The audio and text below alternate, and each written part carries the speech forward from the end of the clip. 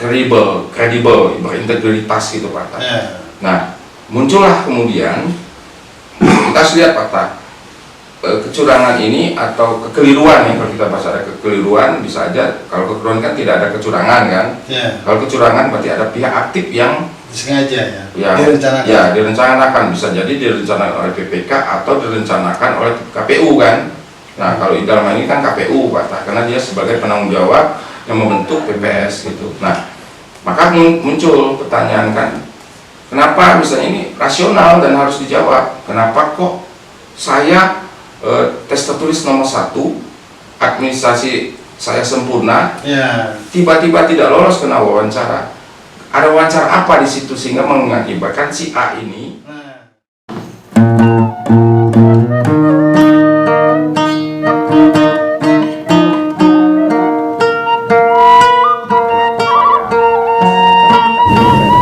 kembali ke jadi maka pasti itu katanya udah sini dia.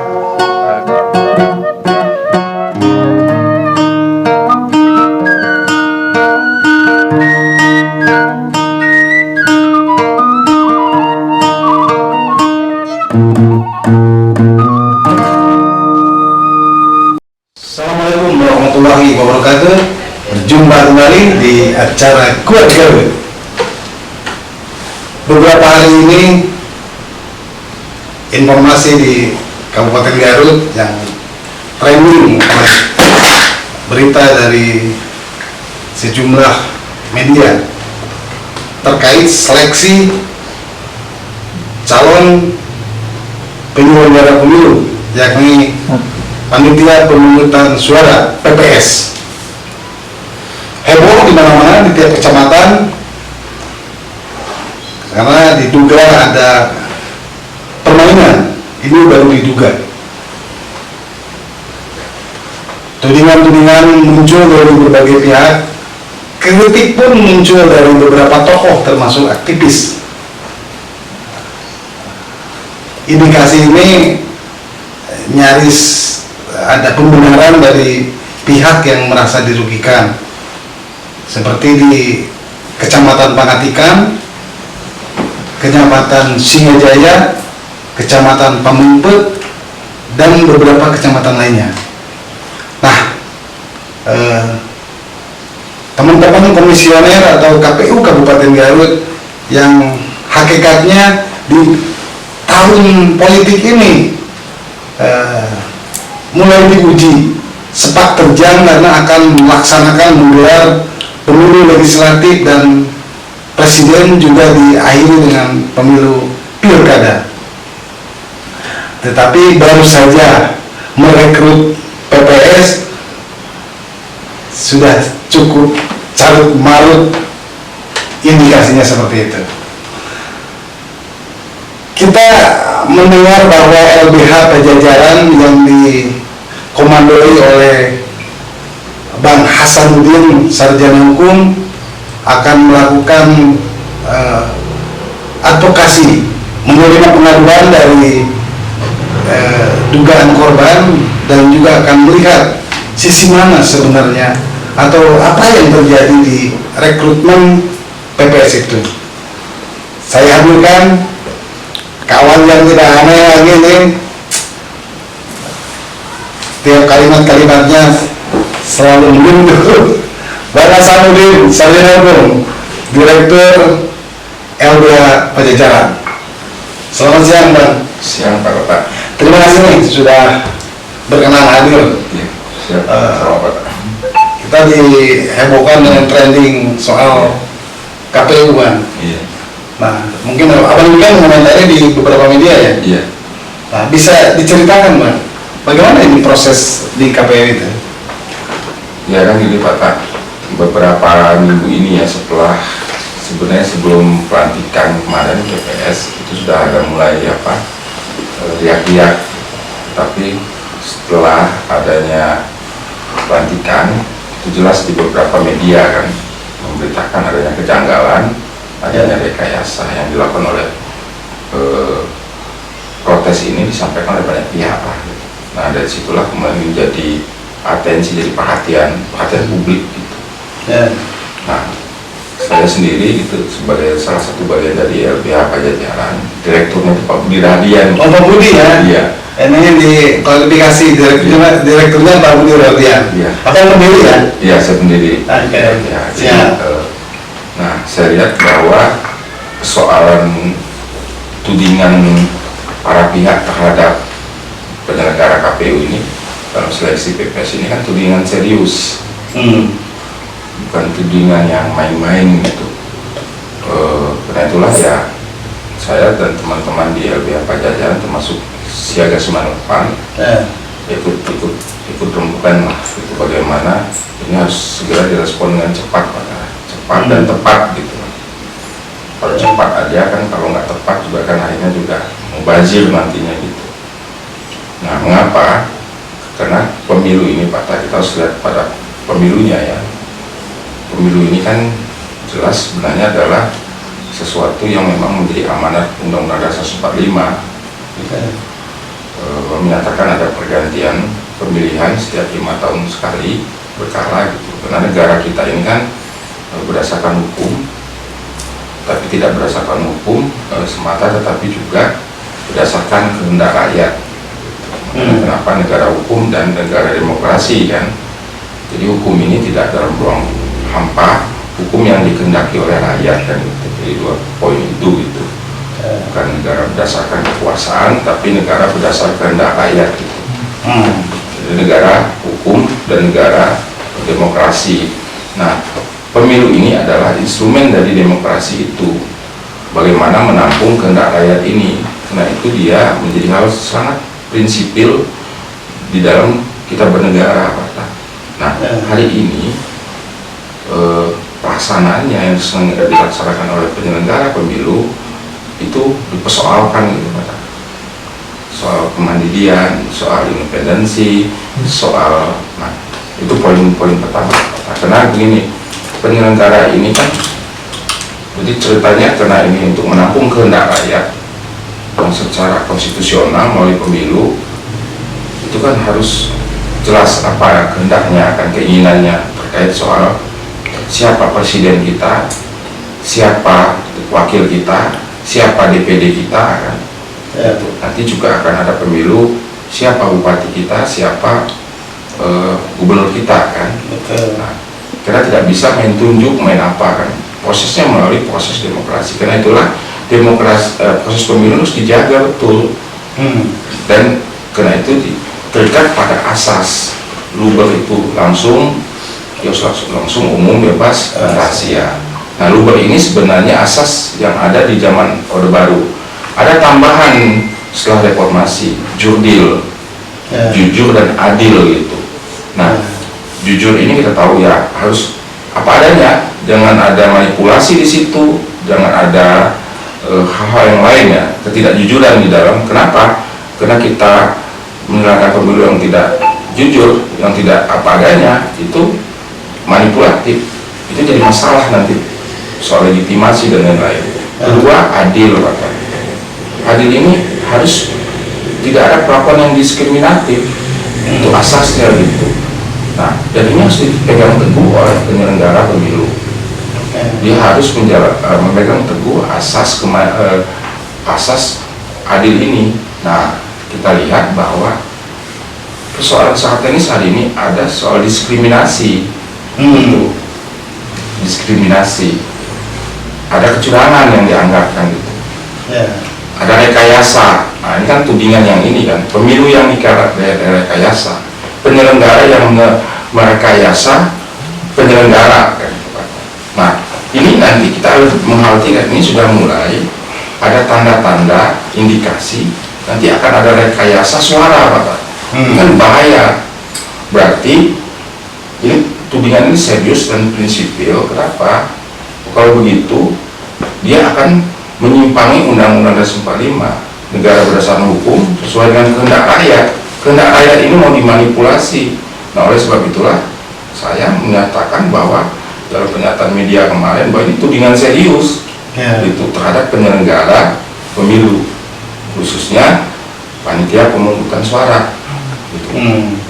Pemungutan suara ini penting kan untuk direkap kehendaknya apa gitu Ya. terhadap calon presiden yang ini siapa, wakil kita siapa gitu. Nah, jadi ini serius kenapa? Karena harus diingat KPU ini harus berpegang teguh pada prinsip kemandirian, tidak boleh diintervensi independensinya ini baik oleh kekuasaan, oleh partai politik, oleh calon. Dia harus benar-benar netralitas independensinya dijaga. Jangan sampai memihak dan lain-lain. Nah, kenapa? Cukuplah di era terdahulu sebelum 99 kita mengalami pemilu yang tidak demokratis, Pak. Ya. Namanya pemilu, tapi prakteknya tidak demokratis. Nah, Siaga 98 berkepentingan untuk menjaga pemilu ini menjadi demokratis sehingga sesuai dengan keinginan. Karena jangan ada manipulasi. Nah, manipulasi ini dimulai oleh penyelenggara. Tidak boleh, titik, itu harga mati. Karena konstitusi kita undang-undang ini sesuai ini harus dijaga, harus kita hormati, harus kita pedomani. Itu Pak. Ini satu ya. Kemudian ini prinsip asas dan prinsip yang harus kita pegang gitu. Jadi kalau kemarin ada, saya ada indikasi mengemuka seleksi PPS pemungutannya, kemudian kenapa misalnya hasil dari tes tertulis saya tertinggi, lalu kemudian diwawancara dicoret. Nah, ini harus dijawab, kata. Kenapa?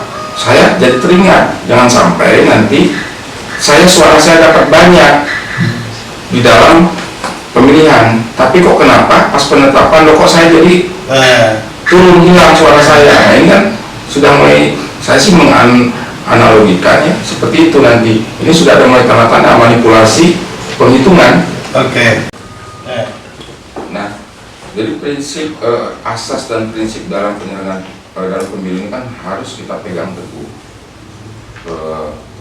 Luber, jurdil.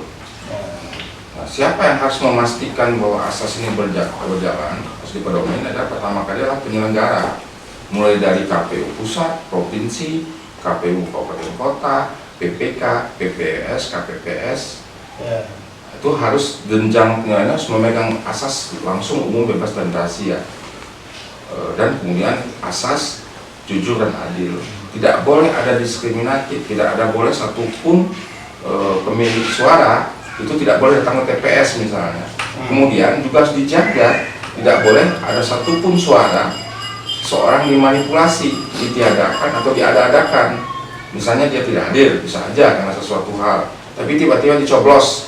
Itu kan nggak boleh gitu. Itu satu, itu asas ini harus dipegang, prinsip ini harus dipegang. Nah, dulu kita sangat curiga kepada KPU di era Orde Baru dulu kan. Karena KPU ini adalah bagian dari alat kekuasaan gitu dulu ya di era.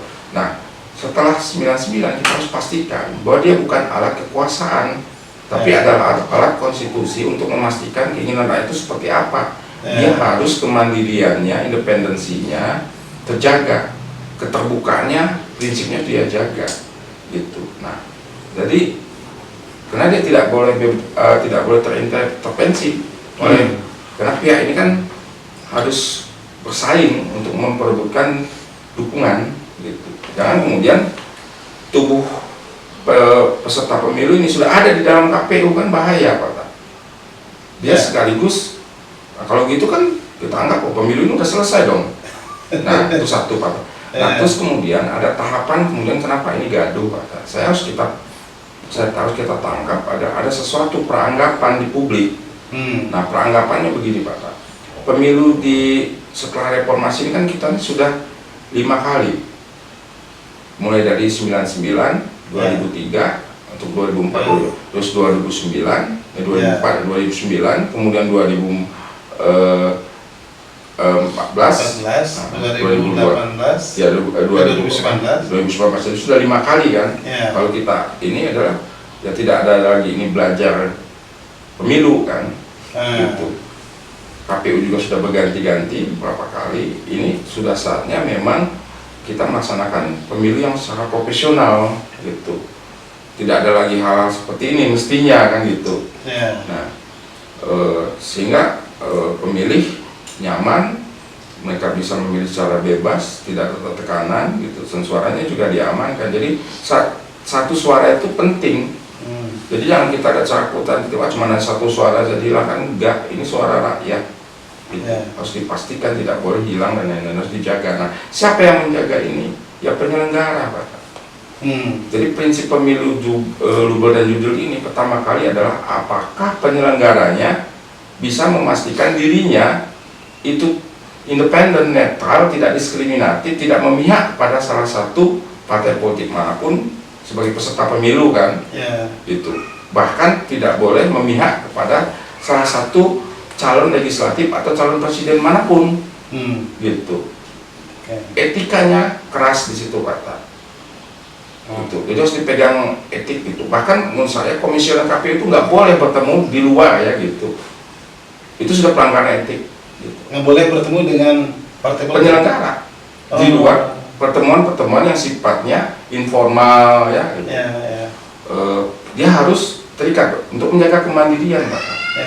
Ini kan sedang berkontestasi, sedang terjadi dinamika kan gitu. Terus dijaga jadi kemandiriannya. Jadi itu beberapa poin penting. Nah, kemudian kenapa pemilu kita sebentar lagi dilaksanakan? Kita perlu penyelenggara kan. Nah, KPU sudah terbentuk, lalu kemudian saya lihat badan ad hoc-nya mulai dibentuk kan. Sudah mulai dari beberapa bulan lalu PPK dibentuk, panitia pemilihan. Nah, kemudian sekarang kemarin dibentuklah panitia pemungutan. Nah, dari redaksi pemilihan dan pemungutan sendiri kan kita sudah bisa paham bahwa PPS ini dibentuk untuk maksud tujuan-tujuan teknis. Teknis ya. Ya, pemungutan kan sudah teknis. Kalau itu kan pemilihan. Nah, KPU Komisi Pemilihan Umum kan. Jadi ada unsur regulasi juga di tubuh PPK gitu. Karena itulah, nah kalau di ke bawah lagi kan panitia pemungutan, nah, sudah teknis dia. Pemungutan dengan siapa, nanti dengan KPPS gitu Pak. Jadi sebenarnya kita perlu banyak orang pihak-pihak yang terlibat di pemungutan ini yang kerja teknis. Karena teknis ini berat sekali Pak. Rekap, menghitung kan, terus mengedarkan suara gitu, membentuk PPK, sudah sangat teknis pekerjaannya Pak. Jadi kalau saya sih melihat, karena itulah tahapannya pun dibuat, tahapan seleksinya pun sebenarnya sangat teknikal gitu lebihnya. Contoh misalnya begini kan, dibuat tahapan pendaftaran nih, kemudian pendaftaran ini dibuka, lalu persyaratan, nah diverifikasi lah persyaratan kan, apakah memenuhi persyaratan usia, ijazah, terus kemudian tidak terlibat partai politik. Nah kemudian sudah memenuhi syarat administratif, administratif kan. Nah, lalu kemudian dilakukan tes tertulis untuk menguji kemampuan teknisnya secara tertulis. Nah, dua ini menjadi ukuran pedoman pokok, Pak. Karena itulah pada fase ini KPU Pusat menyiapkan masa sanggah, gitu Pak. Masa sanggah. Saya coba memahami kenapa kemudian KPU membuat tahapan seperti ini dalam seleksi PPS ya. Nah, kenapa kok ada masa sanggah di setelah tahapan ini? Oh ternyata untuk memastikan dua ini apakah persyaratannya sudah sesuai, jangan sampai persyaratan terkait soal misalnya bukan partai politik dan dia tidak terlibat di partai cek benar gitu kan, itu dibuka ini. Terus kemudian tes tertulis itu menurut saya sih dua tahapan ini adalah penilaian yang cukup dominan menentukan kemungkinan lulus tidaknya seseorang untuk masuk ke tahap wawancara. Nah, di wawancara ini sebenarnya sudah tidak terikat pada dua tahapan ini, Pak. Kenapa kita tafsirkan ada terikat pada dua hal ini terkait persyaratan dan kemampuan teknis itu? Jadi ini seperti halnya memverifikasi secara langsung hasil dari dua tahapan ini gitu. Artinya dari masa sanggah ya? Enggak, itu bukan wawancaranya. Oh, wawancara. Karena masa sanggah publik terlibat, jangan-jangan sampai ada partisipasi pengawasan publik kan, masa kesempatan. Makanya pertanyaan, kenapa kok tidak masa sanggah ini di ujung, di masa wawancara, setelah wawancara kan? Nah artinya sebenarnya saya menafsirkan bahwa wawancara ini sebenarnya adalah wawancara faktual aja, tidak ada yang signifikan yang dapat berubah dari hasil dari administrasi dan seleksi chat ya, tertulis. Nah, ini kan chat itu kan dulunya metode yang tertulis kan gitu. Ya. Jadi karena itu wawancara. Nah, wawancara setelah wawancara langsung penetapan kan, gitu. Sebenarnya sudah tidak ada lagi perdebatan diskusi soal penetapan lebih lanjut. Apabila di dalam wawancara ini misalnya benar persyaratannya sangat faktual, orangnya benar hadir, ini, terus kemudian hasil chatnya ini benar, ditanya ini integritasnya gimana, persyaratannya gimana, benar ini sudah, sebenarnya sudah tidak terlalu banyak yang berubah. Kan gitu wawancara ini gitu. Nah, artinya setelah tes administrasi dan tes tertulis dan diumumkan kan perolehan nilai, ya diumumkan. Itu bisa dipastikan yang nilainya besar. Ini sudah indikasi besar bahwa yang ada hasil dari peserta administrasi dan tertulis ini sudah indikasi besar, Pak. Tadi sudah dapat ini kecuali di dalam wawancara ditemukan, gitu. Saya kan sebagai penyelenggara harus memastikan, jangan-jangan orangnya yang mana ini kan gitu. Terus kemudian jangan-jangan misalnya persyaratannya nggak benar kan, masih ada proses verifikasi yang dilakukan oleh KPU sendiri kan gitu. Karena itulah wawancara dilakukan oleh KPU kan. Secara normatifnya dilakukan oleh KPU, tapi KPU dapat memandatkan, menugaskan kan gitu kepada PPK untuk melakukan wawancara, gitu. Nah setelah itu penetapan kan, mengapa kemudian tidak ada masa sanggah? Kenapa lagi mau disanggah? Hasil ini masuk ke wawancara, gitu, untuk diteliti, untuk dilihat. Karena tidak ada Pak, kecuali kalau ada ya kita dokumennya kan harus ada yang dokumen wawancara. Misalnya begini, ini wawancaranya satu tahapan gitu. Harus ada notulensinya Pak. Di tes wawancara itu ya harus ada. Diselenggarakan atau tidak, kapan, siapa yang mewawancarai, notulensinya kan harus ada nih. Gitu. Nah, kalau nggak gitu, ini bukan semacam berita acara ya. Ya, atau namanya istilahnya ya. Kalau kita gunakan bahasa umum aja, ini ada notulennya minimalnya.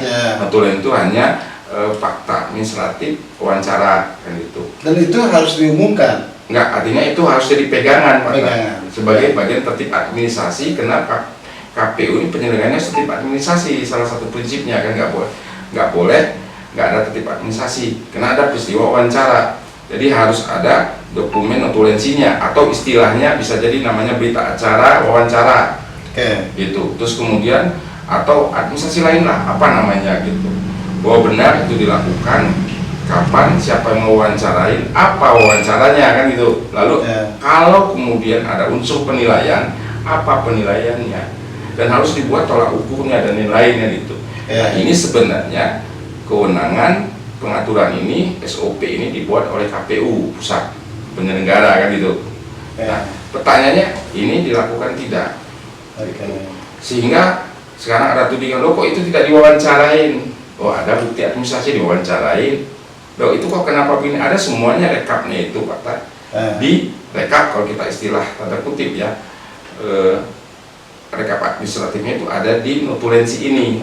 Nah pertanyaan sekarang kita buka saja kalau misalnya tudingan ini kan gitu, semua bentuk dari dokumen administrasi notulensi ini gitu.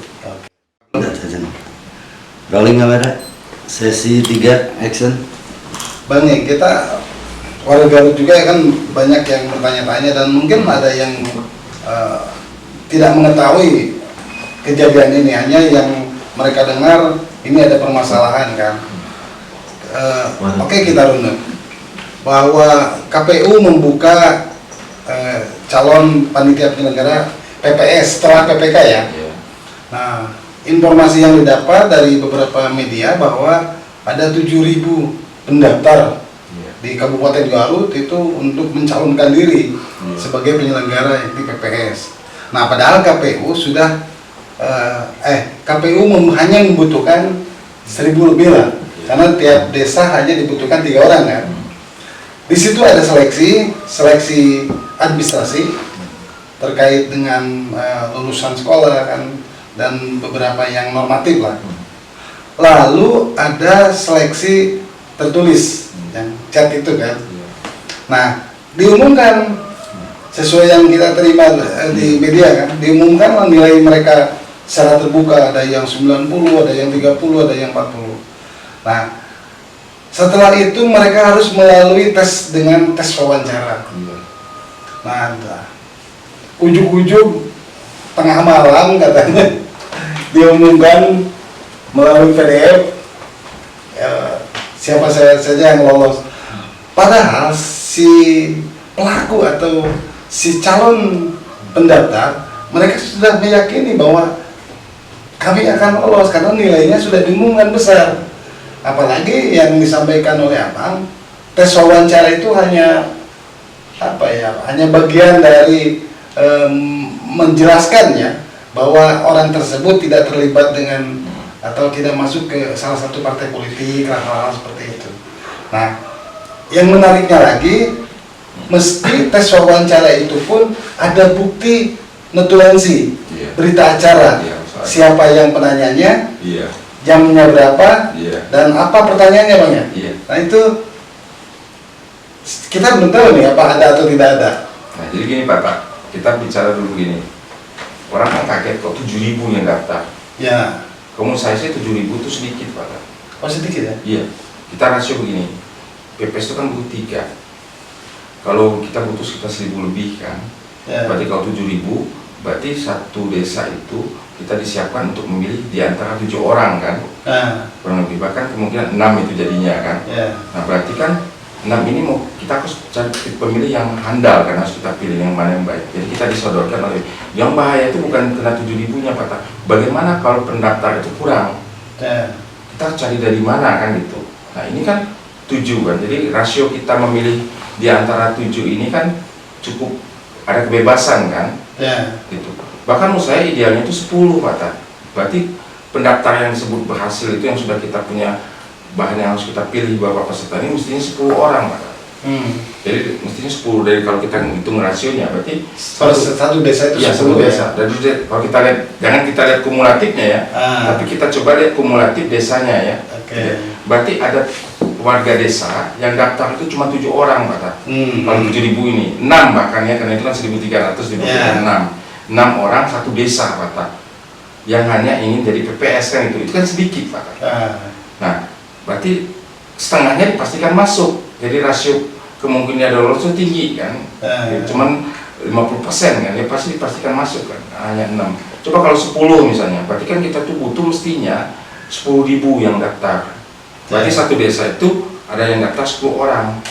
Nah, secara teknis, ini kan soal metode sekarang, metode kerja Pak. Sistematika bagaimana kita mewawancarai kan, menseleksi ini soal metode aja. Jadi enggak, nah berarti kan lo kok banyak, ini berarti uji metode kerjanya, bagaimana ini metodenya, ada metode enggak? Nah kalau nggak ada metode Pak, jangankan menseleksi satu desa 7 orang ya gitu, menseleksi satu aja kalau nggak ada metode bakal berantakan Pak. Gitu. Karena ini bukan KPU ini kan bekerja berdasarkan prinsip administratif, harus ada dokumen administratifnya. Harus ada. Dia jangan sampai gini, diminta peserta untuk melengkapi persyaratan administratif, dia dites, diuji kok. Administrasinya harus lengkap, dia bisa gugur kalau tidak melengkapi dokumen administratif ini. Nah artinya apa konsekuensinya? Penyelenggaraan ini pun bisa gugur kalau tidak ada dokumen administratifnya. Kan itu Pak, harus imbang kan. Anda KTP-nya mana? Persyaratannya mana? Semua itu administrasi semua Pak. Benar. Nah terus dibalik sekarang, dokumen administrasi yang diselenggarakan penyelenggara apa? Oke. Jadi itu tidak boleh terjadi. Dari situ kan, loh kok nggak ada dokumen administratifnya? Peserta nih baru calon, dimintai melengkapi dan bisa digugurkan karena tidak ada itu. Peserta pemilu partai politik ya. Iya, masa KPU sendiri sebagai ininya nggak punya administrasinya? Ya logika sederhananya kan awam menyatakan ya kalau gitu gugur dong di sebelah sini juga. Kalau nggak ada, nah saya berpikir positif bahwa KPU pasti ada dokumen administratifnya. Harus. Kalau kemudian ada di sini tidak ada dokumen administrasi wawancara itu, berarti KPU di sini yang nggak beres. Gitu Pak. Ya, ini mudah-mudahan nih teman-teman komisioner. Karena Bang 3 anggota komisioner itu kawan kita. Iya. Apalagi ketua Ya. KPU-nya kan. Ya, Pak, kita kenal dengan Pak Jun integritasnya. Tapi hari ini kan kita tidak melihat Pak Jun sebagai kawan. Nah, Kita lihatnya adalah ini penyelenggara. ya, KPU kita butuhkan penyelenggaranya. ya. Gitu. Nggak kenal pun, bukan kawan pun nggak jadi soal. Gitu. Yang penting dia bekerja berdasarkan asas dan prinsip penyelenggara ini kan, luber, jurdil, norma dipakai, ketentuan yang ada sesuai dengan aturannya, sehingga semua bisa tidak ada diskriminasi, semua diperlakukan secara adil gitu Pak, secara jujur kan. Nah, kenapa hari ini jadi ribut Pak? Jadi terjadi kontroversi. Kenapa begini Pak? Dari pemilu-pemilu sebelumnya yang terjadi, kemudian ada beberapa kesimpulan dari praktek penyelenggaraan pemilu. Pertama begini Pak, kesimpulan pertama itu bahwa marak praktek money politik gitu dalam mencari dukungan suara. Ya. Nah, pun juga mulai marak muncul ada peranggapan penyelenggara pemilu juga ikut bermain di dalam pelaksanaan pemilu. Beberapa fakta terjadi ya. Terjadi, makanya ada kesimpulan. Iya, ada kesimpulan bahwa ini kecurangan juga dilakukan tidak hanya oleh peserta pemilu, tetapi oleh penyelenggara. Gitu. Ini konstruksi Pak. Jadi kecurigaan itu sudah ada. Hasil dari pemilu 2099 relatif sangat demokratis. Kemudian 2023, 24 itu masih demokratis. Nah, mulai 2009, 2014 itu 2019 kemarin sudah mulai, sehingga ada peranggapan pemilu ini sudah mulai ada indikasi money politik di mana-mana kan. Nah, sampai hari ini orang berdebat kan, mulai proporsional terbuka, tertutup, kenapa marak money politik di dalam penyelenggaraan pemilu. Nah, tapi juga ada money politik yang dilakukan oleh penyelenggara, gitu. Termasuk juga penyelenggara yang tidak independen, yang tidak mandiri, yang kemudian ya kalau bahasa sederhananya menjadi tim sukses, gitu, menjadi konsultan politik dari pihak-pihak tertentu yang lain itu Pak. Nah, ini peranggapan lalu masuklah ini. Nah, hari ini banyak orang sudah menganggap bahwa penyusunan perangkat penyelenggara pemilu harus dipastikan tidak dilakukan seperti itu. Karena ini adalah mulai pemilu itu sebenarnya sudah terjadi Pak, persaingan itu dari mulai menempatkan penyelenggara itu sebagai bagian dari pemenangan dia kan gitu, pertarungannya ini. Nah, sudah ada peranggapan gitu. Karena itulah orang melihat dari hasilnya, prosesnya seleksi PPS ini kok mengapa begini, jangan-jangan muncul kan kecurigaan itu. Jangan-jangan oh iya benar, KPU ini sedang bukan menyelenggarakan panitia pemungutan suara, sedang menyiapkan memasukkan tim sukses ke dalam gitu penyelenggara. Oke. Gitu. Ini menarik nih Abang menyampaikan rekayasa penyelenggara melakukan rekayasa. Iya, itu terhadap penyelenggara. Ya, ini yang serius Pak, seriusnya di situ. Terus kalimat kedua bahwa penyelenggara negara itu merupakan bagian dari tim sukses. Iya, yang sudah terjadi ya ini Mas. Iya. Nah, sehingga ada hal seperti ini yang seleksi PPS pun dugaan-dugaan itu muncul ya. Ya makanya orang kan pernah kita sayangkan ini ada beberapa peserta ini kan mayoritas saya lihat yang memang dia punya komitmen ingin terlibat di dalam pemilu. Ini kan partisipasi kan. Kalau kita lihat dari sisi waktu ya, ini kan badan ad hoc ini kan hanya bekerja kurang lebih setahun. Januari 2003 sampai 2004 April kan, ini kan singkat lah. Kalau kita lihat dari sisi pendapatan yang mereka dapatkan, KPPK paling 2,5 juta kan, anggota PPK paling 2.200.300. KPPS lebih rendah lagi Pak, hanya 1.500.000 untuk ketuanya. Kalau kita ngeliat ini apa sih gitu kan, ini bukan lapangan pekerjaan bagi mereka kan, tetapi mereka keinginan kuat ingin berpartisipasi. Nah, partisipasi harus kita jaga Pak. Kenapa? Jangan sampai dicurangin gitu. Ya, makanya ternyata angka partisipasi penyelenggaraan ingin jadi penyelenggara itu tinggi sampai 7.000 kan. Pak, kamu saya sih belum titik optimum, mestinya 10.000 Pak. Nah, kalau kemudian lo ini banyak, bagaimana mengaturnya? Itu berarti metode kerjanya, sistem kerjanya yang harus kita benahin gitu Pak. Bang, nih keributan di beberapa kecamatan muncul ya. Oh, bisa saja ada 7 kecamatan atau 6 kecamatan, atau memang seluruh kecamatan pun ada, karena kurang lebih 6.000 yang tidak diterima. Gitu. Nah, ini jangan sampai terjadi bola liar kan. Apa yang harus disikapi oleh KPU dengan kondisi ini? Mereka harus bersikap, dan intinya apa yang akan dilakukan oleh LBH Pajajaran tatkala kegaduhan ini muncul? Kan cara pandang saya ini, Pak, kita ini selama ini kan selalu konstruktif. Artinya pertama kali yang kita pegang adalah normanya kan, asas kemudian norma. Ketika ada peristiwa ini pasti kita lihat asasnya bagaimana, normanya seperti apa, prosedurnya bagaimana, kan gitu, Pak. Nah, yang objektif, yang ideal kan, kerangka itunya kita pakai. Nah, sekarang termasuk kemudian peranggapan publik itu juga penting kan, kita menilai ini. Nah, saya sudah menyimpan bahwa ada kecurigaan publik kuat. Penyelenggara ini adalah penyelenggara pemilu, tidak hanya di Garut, di mana-mana, itu nyaris di seluruh Indonesia itu nyaris hampir tidak netral. Gitu. Artinya kecurangan pun dilakukan oleh penyelenggara.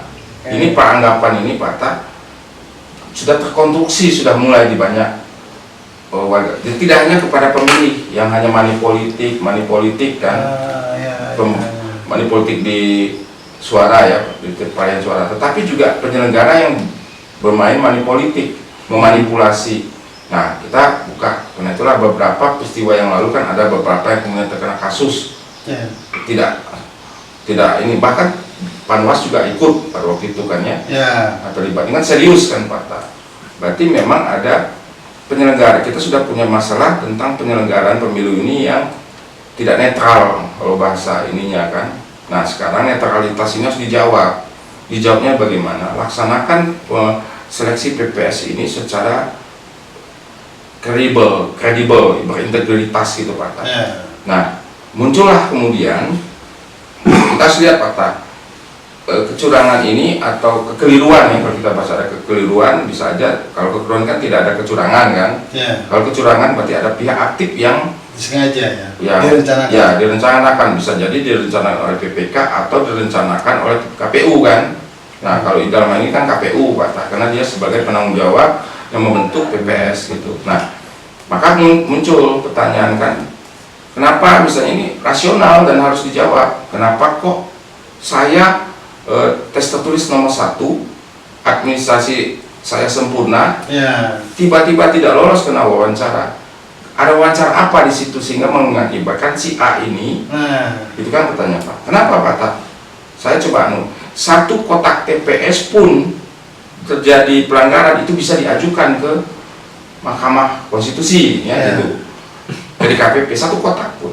Jadi jangan kita lihat secara kuantitatif. Nah, ada satu peristiwa sudah muncul sekarang. Ada orang bertanya, kenapa saya dicat saya tertinggi, administrasi saya lengkap, 100% sempurna. Kenapa wawancara saya kemudian tiba-tiba muncul jadi angka 4 di nomor urut 4 kan gitu. Nah, kita cek, harus dibuka dong. Pertanyaan harus dijawab oleh KPU kan, karena mereka memegang prinsip keterbukaan kan, jawab. Gitu. Kalau nggak dijawab, nah gitu, ini jadi masalah. Nah, contoh bin lagi, Pak. 5 orang anggota KPU kan tidak mungkin secara teknis kena waktu pendek untuk mewawancarain 7.000 orang ini kan. Gitu.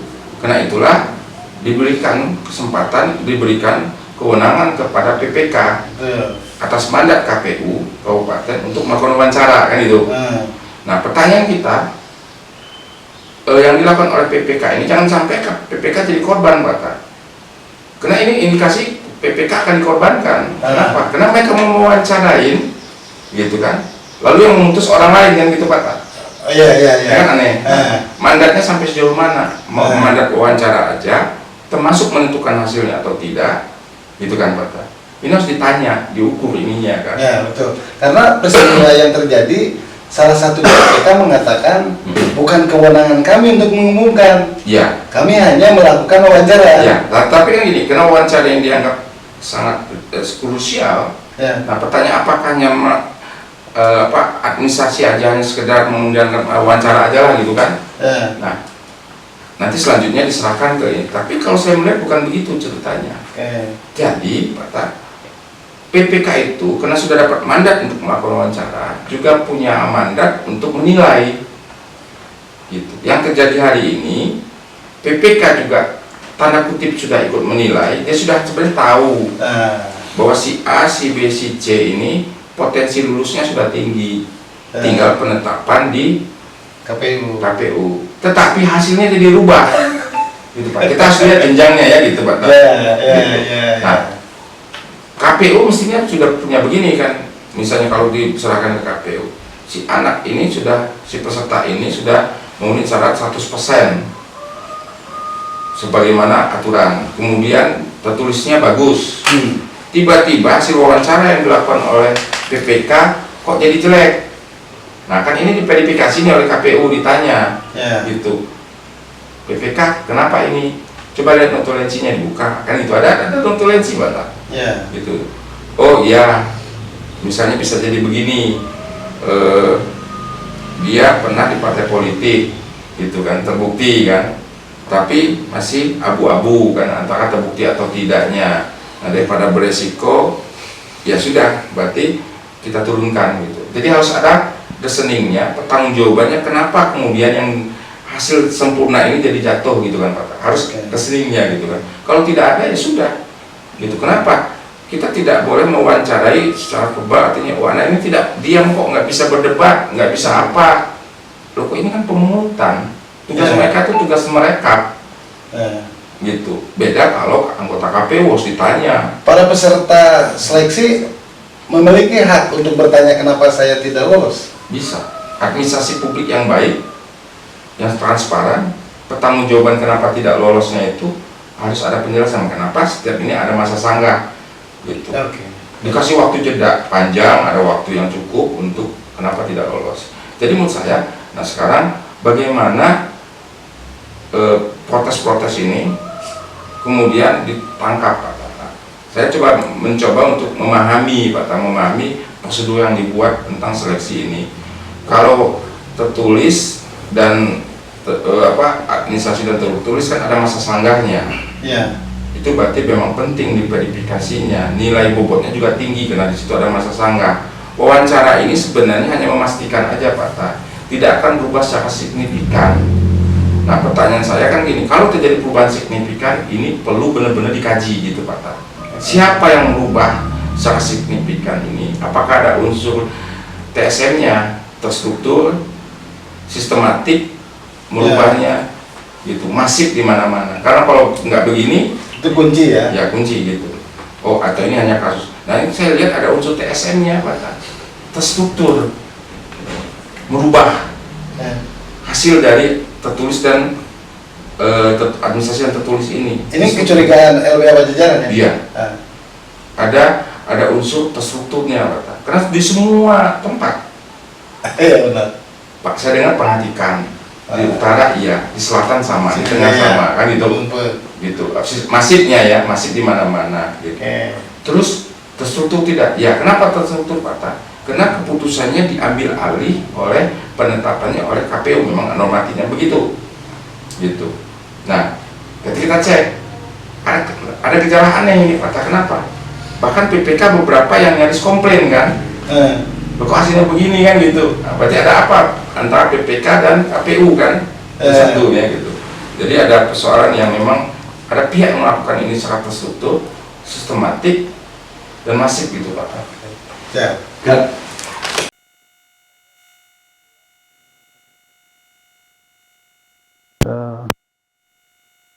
Penyelenggara pemilu melakukan kesalahan ya. Karena unsur yang pokok abang tadi sebutkan terstruktur, sistematis dan masif. Ini cukup berat juga tudingan atau memang LBH Pajajaran melakukan tindakan. Gini Pak, kata kuncinya kan di prinsip bekerjanya penyelenggara pemilu itu kemandirian. Kenapa kalimat mandiri itu ditempatkan kepada poin 1? Itu kena menyangkut soal independensi, Pak. Ya. Independensi dari KPU ini harus dijaga penyelenggara ini kan. Nah, kenapa? Karena prakteknya penyelenggara ini tidak independen. Itu problem, memihak ke salah satu menjadi tim sukses. Nah, pada pemilu-pemilu sebelumnya kemudian muncullah satu kesimpulan. Pertama, persoalan demokrasi kita ini dikudeta oleh money politik. Kemudian dikacaukan oleh penyelenggara yang ikut bermain. Gitu. Nah, bermainnya mulai ya sekarang ini persiapan untuk menuju permainan itu dengan menempatkan orang-orangnya di KPU, menempatkan orang-orangnya di PPK, menempatkan orang-orangnya di PPS. Ini kan bisa merusak penyelenggaraan pemilu ini. Untuk apa? Nanti untuk kepentingan hari H dan lain-lain. Nah, kita harus pastikan bahwa KPU ini, PPK ini tidak seperti itu. Ini menjadi tugas besar dari KPU saat ini, bahwa dia tahu mestinya kan proses seleksi ini di tengah-tengah ada dugaan seperti itu, Pak. Maka dia harus pastikan secara terbuka gitu. Itu satu. Yang ini. Jadi memang sudah ada kecurigaan penyelenggara ini bermain tanda kutip gitu. Dan faktanya memang bermain, ada banyak gitu, karena nanti kita buktikan nanti, Pak. Ada. Nah, kedua terkait balik ke persoalan PPS ini, Pak, ya gitu. Jadi penting sekali poinnya adalah agar kita tidak debat kusir, kita harus debatnya bersifat administratif gitu. Harus ada dokumen wawancara. Nah, tetapi dokumen ini kan tidak serta-merta harus dibuka ke publik. Nah, tetapi melalui salurannya. Kalau ditanya langkah apa yang mesti dilakukan oleh KPU saat ini adalah kontroversi ini harus dijawab oleh KPU, diklarifikasi, baik secara langsung maupun tidak langsung. Nah, kami menyarankan, ini sekedar saran, Pak, saran, bagaimana kalau klarifikasi kepada siapa? Pertama bisa aja secara langsung, konferensi pers menyatakan jawab, gitu kan? Hak keterbukaan publik kan, dia harus bertanggung jawab atas putusannya. Nah, publik menanyakan, ini ada kecurangan, ada kejanggalan, ada rekayasa, jawablah. Atau dia gunakan misalnya perwakilan, undang partai politik peserta pemilu 2024 ini karena pihak yang berkepentingan tidak mau dicurangin kan. Nah, dan dia juga partai politik ini adalah representasi rakyat juga, karena jadi secara politik diaspirasikan melalui partai masing-masing kan. Undang partai politik ini, jelaskan. Jangan dikira misalnya begini, oh karena nggak ada komplain dari partai politik.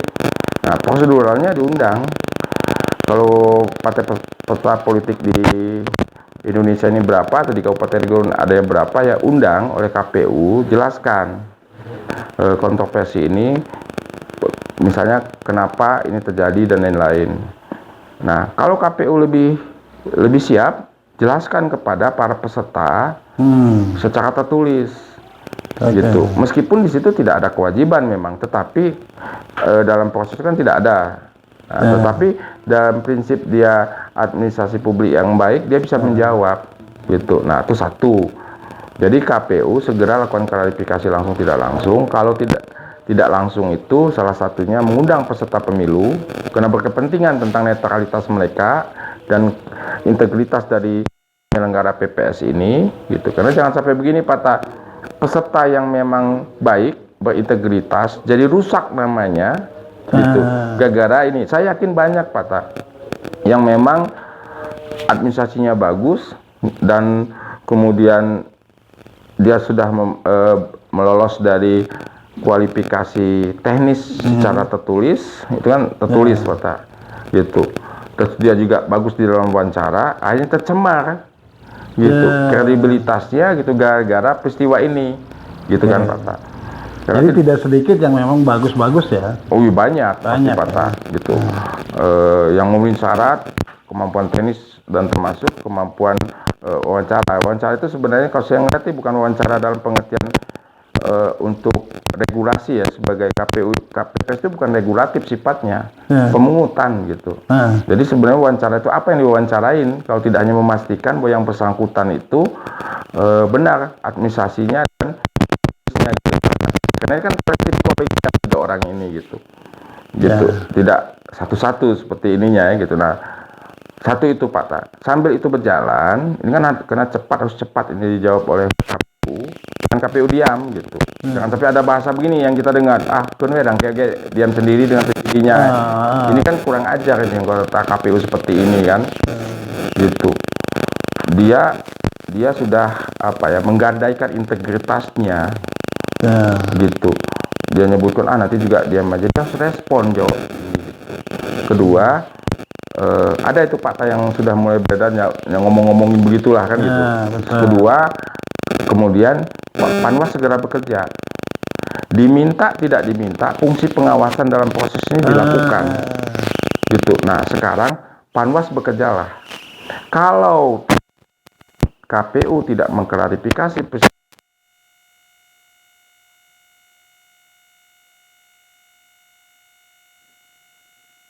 untuk dua penyelenggara ini, Pak. Nah, kalau begini caranya ada alternatif yang lain ketiga yang sedang kami siapkan. Kita akan mengadukan hal ini ke DKPP. Dewan Kehormatan Penyelenggara Pemilu. Sudah tidak menghormati pemilunya, Pak Ta. Dia harus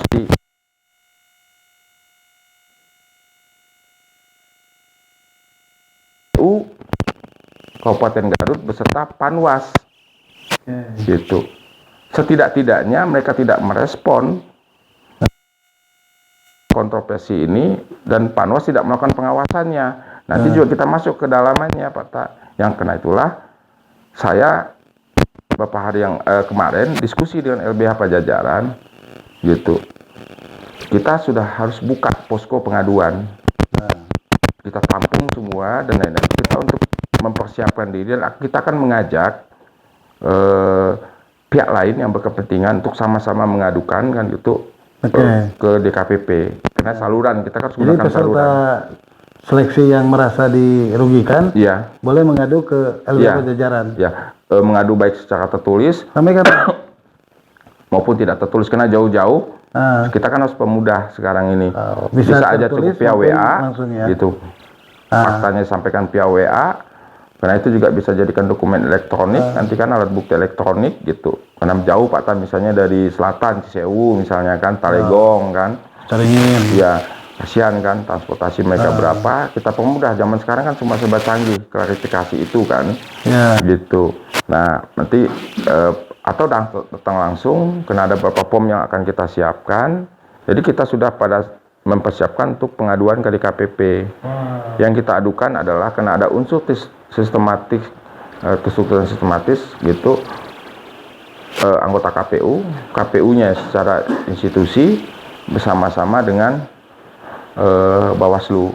Kalau Bawaslu bekerja, LBH tetap akan menghentikan atau kita lihat dia bekerjanya sesuai standar pengawasan tidak.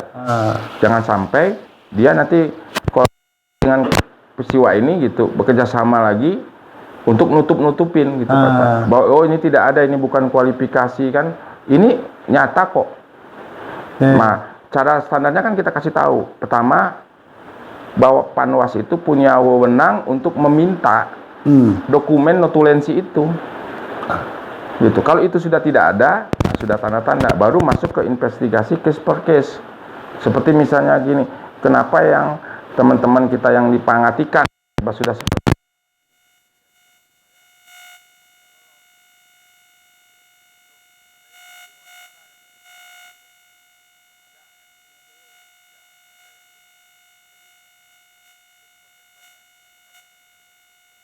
gitu kan Pak Ta? Gitu segala macam. Dilakukan upaya politik, demonstrasi, kepung-mengepung KPU. Ya, makanya kita ngomong ini bisa mengganggu kelancaran pemilu. Gitu. Jangan jangan dianggap tidak serius. Nah, karena itu tekanan ini lebih baik kita ikutin prosedurnya, ada di KPP. Artinya ginilah, sudah ada KPU, sudah ada Panwas, kerja dong. Kan digaji oleh rakyat. Mereka wawancara ditanya, kami siap untuk melakukan pengawasan. Jangan sekarang setelah duduk gitu kan, integritasnya rusak, turun, keluarkan. Kalau memang tidak ada, sebutkan, nyatakan. Pak Asep Burhan itu dan Bapak teman-teman kita nyatakan dong. Ya. Bahwa tidak ada kecurangan misalnya, tidak ada ngomong. Kalau misalnya ada kecurangan, ngomong juga gitu. Jadi jelas gitu posisinya, jangan diam kan, kasak kusuk ini gitu, berkomplot. Kenapa Pak? Kita balik lagi ke prinsip bahwa negara berdasarkan hukum atas kehendak rakyat. Dengan kait-mengkaitnya begitu. Hukum tidak dalam ruang hampa, hukum yang diinginkan oleh rakyat kan. Konstitusi kita gitu hukumnya kan. Nah, keinginan rakyat itu salah satunya dimulai dari pemilu. Kenapa? Karena pemilu ini menentukan siapa presiden kita, siapa DPR kita. Kenapa DPR kita ini akan menyusun undang-undang berdasarkan kehendak rakyat. Karena itulah disebut tergantung pembuat undang-undang kan aturannya ini. Pembuat undang-undangnya siapa? DPR. Nah, DPR tergantung pada rakyat. Pemilu ini menjadi basis kehidupan kita bernegara. Cikal bakal. Iya, karena itulah pemungutan suara harus dijaga oleh penyelenggara pemilu. Ini asik nih, bahwa LBH Pajajaran membuka pengaduan bagi para peserta seleksi yang merasa dirugikan. Iya. Teknisnya seperti apa, Bang? Silakan ke kamera, Bang. Jadi kami kan sudah diskusi, Pak, sudah memutuskan advokat publik ya, isu publik, persoalan-persoalan publik, pelanggaran-pelanggaran, termasuk persoalan-persoalan hukum publik. Nah, karena itu LBH Pajajaran sudah merasa membentuk posko pengaduan ini, sehingga keresahan, dugaan penyimpangan, pelanggaran, dugaan rekayasa ini kan harus ada salurannya, Pak. Sebenarnya selain ke kita juga ada Panwas kan. Nah, terus kemudian bisa Komite Independen Pemantau Pemilu kan. Ada banyak lah gitu di Kabupaten Garut yang ada, bisa ke sana. Nah, sambil itu berjalan dalam bentuk partisipasi publik juga LBH juga menyiapkan itu. Tentu dengan tim hukum, dengan bapak-bapak advokat pengacara yang akan mendampingin. Jadi bagi pihak yang mengetahui secara langsung, peserta yang merasa dirugikan, ada dugaan bukti-bukti pelanggaran, ada bukti bahwa KPU mereka ada diskriminasi, itu kita bisa menyampaikan ke LBH Pajajaran secara langsung ataupun melalui WA. Ya, kita akan upayakan, kita akan jamin bahwa jamin hak mereka, jangan sampai ada persoalan nanti gitu. Yang penting ini kan terkait soal mereka punya hak untuk menyampaikan keluhan, keresahan atau dugaan, termasuk pihak-pihak lain di luar peserta yang apabila melihat secara langsung, menemukan secara langsung, karena sudah mulai beredar dokumen-dokumen elektronik, chat yang di screenshot oleh banyak pihak, indikasi-indikasi kecurangan ini gitu. Nah, itu juga kita akan jadikan bukti tambahan gitu kan, bukti penguat gitu. Nah, termasuk juga kita akan menilai apakah dugaan ini juga dilakukan secara menggunakan celah SOP yang lemah yang dibuat oleh KPU. Gitu. Misalnya begini, waktunya yang singkat, sengaja dibuat singkat seleksi ini kan gitu. Berarti kalau begitu KPU pusat juga terlibat gitu. Kenapa kok dikasih waktu yang singkat, mepet kan? Sementara peserta ini, terus kemudian KPU sebagai regulasi kenapa tidak mengeluarkan SOP teknis wawancara seperti apa kan? Kita lihat jenjang kesalahannya di mana. Apa kesalahan ini karena sistemnya yang lemah atau kena orangnya yang jahat? Dengan beda, Pak. Sistem sebagus apapun kalau panitianya memang motifnya sudah jahat, ya hancur, Pak. Apa gunanya sistem gitu. Tapi kita lihat, nah, apakah kemudian kalaupun nggak ada sistem tapi orangnya baik, masih bisa ada upaya memastikan membuat kebijakan, keputusan-keputusan sifatnya teknis di lapangan, misalnya kan gitu. Dan itu KPU punya kemampuan. Misalnya begini, Pak. Sebelum dilakukan wawancara, apakah pernah dilakukan briefing latihan teknis kepada PPK untuk melakukan wawancara karena mereka mendapat mandat. Nah, kalau itu tidak dilakukan oleh KPU, fatal. Nah, apakah PPK dikasih arahan. Misal, arahan bukan dalam pengertian arahan negatif, menggolkan, tetapi prosesnya begini, ini. Nah, terus kemudian kita juga harus lihat apakah instansi lain dilibatkan. Misalnya begini, wawancara ini kan harus juga melibatkan secara koordinatif dengan kepala desa, Pak. Harus melibatkan dengan Pak Camat.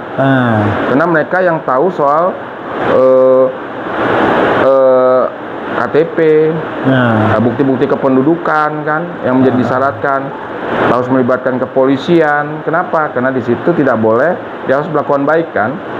Gitu, Pak Kapolsek apakah dilibatkan secara koordinatif gitu kan. Terus Pak Dan Ramil, Pak Camat, kepala desa gitu. Jangan-jangan mereka menerjemahkan secara sepihak seakan-akan wawancara mereka sendiri gitu. Ini ada koordinasi dengan instansi lain gitu, pemerintahan daerah gitulah. Jadi ya kita lihat kebetulan tim ini adalah dipimpin oleh Pak Budi Rahadian nanti. Pak Budi Rahadian sarjana hukum, dia advokat, nanti akan bersama-sama dengan tim hukum lainnya gitu. Kita akan ajak bicara juga siapa yang bersedia, siapa yang berpartisipasi, dan kita akan persiapkan apabila dengan syarat tidak segera direspon oleh KPU gitu Pak, tidak dilaksanakan pengawasan oleh Panwas, maka tidak ada jalan lain adalah kita adukan ke DKPP. Gitu. LBH Pajajaran kalau memang tidak ada jawaban respon KPU, akan mengadukan. Pasti akan mengadukan, Pak. Karena kalau sudah dijawab, berarti hak jawabnya kan sudah ada nih. Nah, terus Panwas sudah melakukan pengawasan. Nah, tapi kita lihat dulu pengawasan seperti apa yang dilakukannya kan. Nah, kalau memang ada kecurangan, ada kesalahan, tapi kemudian ditutup-tutupin, tidak ada, ya tetap akan kita bawa. Gitu Pak. Siap. Warga Garut, saya akan mengulang lagi apa yang disampaikan oleh narasumber kita, Bang Hasanuddin, sarjana hukum. Beliau selaku pendiri LBH Pajajaran membuka pengaduan bagi peserta seleksi yang merasa dirugikan atau pihak lain yang melihatnya, yang menyaksikan atau punya bukti adanya indikasi penyalahgunaan yang dilakukan oleh baik KPU maupun KPK. Bisa secara langsung datang ke kantor LBH di jalan itu ya, Jalan Suherman. Iya. Nomor berapa itu? Oh, di Jalan Suherman, dekat Pengadilan Agama, atau melalui WhatsApp milik Pak Budi Rahadian. Ini nomornya. Ada di sini nih, Pak Budi Rahadian yang sarjana hukum, dan kawan-kawan lain advokat mungkin akan bergabung di LBH juga. Bang nih, karena waktu juga closing lah. Ya, sebenarnya kita berharap KPU ini segera hentikanlah kalau ada praktek-praktek kotor, mulai dari niatan ingin tidak independen dan lain-lain, segeralah dihentikan. Panwas juga begitu, laksanakan fungsi pengawasan. Agar apa? Agar nanti pemilu ini benar-benar kita tahu hasilnya, kehendak rakyat itu seperti apa, terkait siapa pemimpin 5 tahun ke depan, siapa wakil kita ke depan. Karena mereka akan membuat undang-undang dan akan melaksanakan undang-undang secara benar. Jadi jangan ada manipulasi, jangan ada ini, jangan ada money politik yang terjadi di rakyat. Juga jangan ada money politik yang terjadi yang dilakukan oleh penyelenggara pemilu, Pak Ta. Jangan, istilahnya begini, jangan ada lagi lah anggota KPU yang jadi konsultan politik, jadi tim sukses pemenangan salah satu. Jangan, hentikan itu segera. Hentikan, ya. Gitu. Nah, nanti dokumen-dokumennya akan kita siapkan gitu, Pak Ta. Nah, satu yang meskipun di akhir gitu kan, saya mendengar kabar ada anggota KPU Garut yang menyelenggarakan latihan TO, Pak Ta. Gitu kan. TO tentang latihan tertulis kan. Gitu. Saya tidak melihatnya secara negatif, Pak Ta. Bahwa ini nggak boleh sebenarnya kan, tapi oh iya, berarti tes tertulis itu penting. Gitu, menjadi ukuran. Gitu. Nah, kenapa setelah itu tadi Pak ada yang nomor 1 tes tertulisnya ya dinyatakan tidak lulus. Nah, Karena saya langsung teringat jangan sampai hasil pemungutan suaranya 10 misalnya ya gitu. Tiba-tiba jadi tidak menang gitu Pak. ya. Jadi tinggal 1 gitu Pak. Nah, kelipatan ratusan. Iya. 160, Iya, 70, pakai 30. curang itu Pak. Oke. Salah hitung gitu. Terima kasih. Ini warga Garut menarik sekali. Jadi pesan yang sangat berat nih yang disampaikan oleh Bang Hasanuddin. Hentikan, jangan ada panitia penyelenggara menjadi agen tim sukses Iya. di pemilu. Mudah-mudahan ada klarifikasi dari penyelenggara pemilu, khususnya KPU Bang. Iya. Apa yang sudah kita atau Abang sampaikan semua ini, tetapi tetap tidak menghentikan kinerja LBH ya, akan melakukan advokasi Iya. dan menerima pengaduan. Warga Garut, itulah perbincangan saya dengan pendiri LBH Pajajaran Bang Hasanuddin. Kita tetap warga Garut berprinsip kritik tidak mengikis. Artinya bahwa kami tidak melihat hal-hal yang tendensius atau ketidaksukaan. Tetap warga Garut melihat independen, menjalankan wawancara dengan siapapun. Nah, tidak lupa untuk warga Garut, ada iklan nih, Kopi Cibatu, Bank BJB juga, Kampung Barito. Nah, untuk mengikuti perkembangan warga Garut, jangan lupa subscribe dan bagikan. Terima kasih. Wassalamualaikum warahmatullahi wabarakatuh.